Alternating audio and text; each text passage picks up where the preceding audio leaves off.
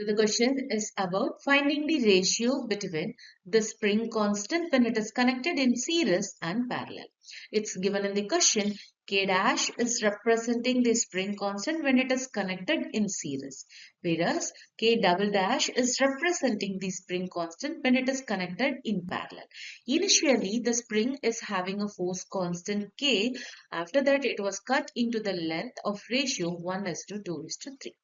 It's known that the spring constant is always inversely proportional to the length, and it's given in the question the length was with a ratio of 1:2:3. So here the new spring constant will be equal to K1, K2 and K3, and K1 will be equal to 6K, K2 will be equal to 3K, K3 will be equal to 2K.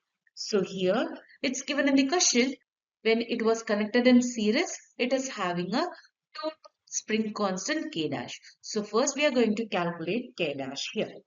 It's known that for springs in series, the effective spring constant can be calculated using a formula 1 over K dash is equal 1 over K1 plus 1 over K2 plus 1 over K3.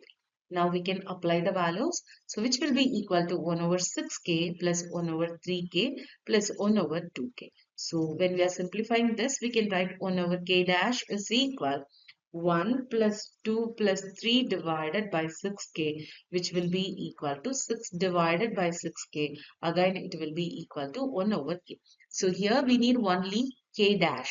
So we can write K dash will be equal to K. So now we find the value of force constant in series connection. It's given in the question. The force constant in parallel connection will be mentioned by the letter K double dash. It's known that for springs in parallel, the effective spring constant is K double dash is equal K1 plus K2 plus K3. So here we can add everything directly. So 6K plus 3K plus 2K. So which will be equal to 11K. So now we have a value of K dash and K double dash. So here we have to find the ratio. So K dash, K double dash ratio will be equal to 1:11. So the correct answer for the question is option B here.